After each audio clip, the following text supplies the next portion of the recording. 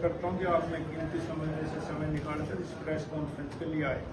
साथियों, आप सबको ज्ञात होगा कि 15 अगस्त को माननीय नरेंद्र मोदी जी ने एक घोषणा की थी कि देश के ऊपर जो जीएसटी टैक्स लगता है हम उसको घटाएंगे और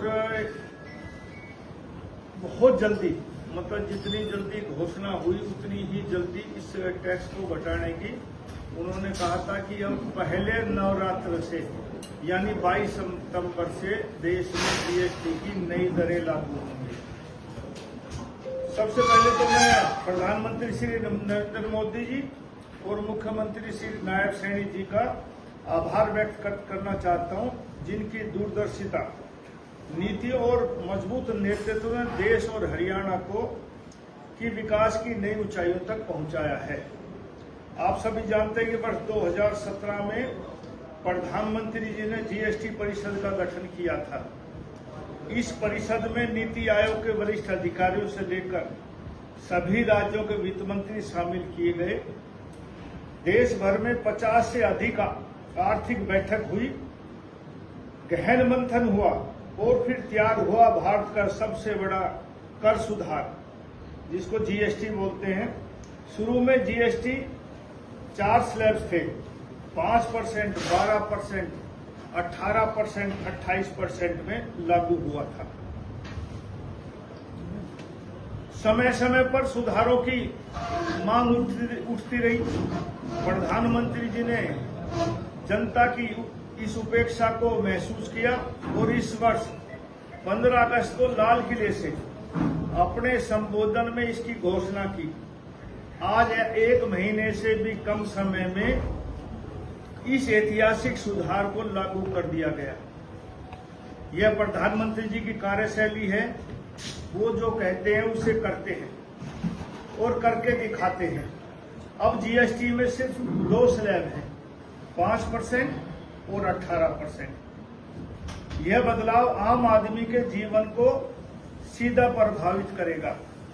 अब कार, 2 व्हीलर सस्ते होंगे, जिससे मध्यम वर्ग का सपना आसानी से पूरा होगा। फ्रिज, एसी, इलेक्ट्रॉनिक जैसी रोजमर्रा की जरूरी चीजें सस्ती होंगी। सीमेंट और निर्माण सामग्री पर टैक्स घटने से घर बनाने की लागत कम आएगी। आयुर्वेद और रोजमर्रा के उपभोग के सामान आम जन की पहुंच में होंगे। कारोबारी और उद्योगों के लिए भी ये राहत का पैकेज है। यह सुधार केवल उपभोक्ताओं को ही नहीं बल्कि उद्योगों और व्यापारियों को भी राहत देगा। सीमेंट और एफएमसीजी जैसे fast moving consumer goods sector में लागत घटेगी और मांग बढ़ेगी। जैसे आप कहेंगे सॉफ्ट ड्रिंक, अपने कुकीज, साबुन, टूथपेस्ट और एक्सेट्रा बहुत सी चीजों के दाम कम हुए। टैक्स विवादों में कमी आएगी, झंझट कम होंगे और कारोबारी अपना अधिक समय व्यवसाय को आगे बढ़ाने में लगाएंगे। साथियों, हमारा छोटा प्रदेश है लेकिन उपलब्धियां बड़ी हैं। जीएसटी संग्रह में हरियाणा पूरे देश के 5वें स्थान पर है। अकेले गुड़गांव में ही पूरे संग्रह का लगभग 25% तक योगदान रहता है। 2017-18 में देश भर का कुल जीएसटी संग्रह 7.19 लाख करोड़ था। 2024-25 में यह बढ़कर 22.08 लाख करोड़ पहुंच गया। हरियाणा का शुद्ध एसटी संग्रह 2018-19 के 18,910 करोड़ से बढ़कर 2024-25 में 39,743 करोड़ हो गया है, यानी 110% की वृद्धि। ये आंकड़े केवल नंबर नहीं है बल्कि जनता के भरोसे, पारदर्शिता और सरकार की प्रतिबद्धता का प्रमाण है। जीएसटी में कारोबार में पारदर्शिता लाई गई। हर लेन देन ऑनलाइन रिकॉर्ड होता है। टैक्स चोरी पर लगाम लगी है और छोटे कारोबार भी आम औपचारिक अर्थव्यवस्था में शामिल हो रहे हैं।